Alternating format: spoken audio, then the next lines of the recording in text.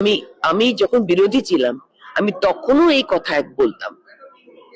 তখন আমাকে মানুষ বলতো, আচ্ছা আচ্ছা দেখ দেখ এবার তো টিএমসি বোধহয় জয়েন করে যাবে, মমতার হয়ে বলছে।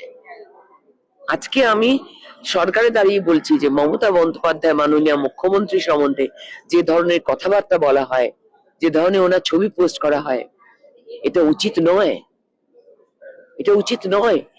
এটা পশ্চিমবঙ্গের সংস্কৃতি হতে পারে না। উনি 3 টার্মের মুখ্যমন্ত্রী ছিলেন। ওনার রাজনৈতিক দল ভেঙে গেছে কি না গেছে সেগুলো তো মানে অবশ্যম্ভাবী ছিল, আদর্শ ছিল না, তাই এটা হওয়ার ছিল।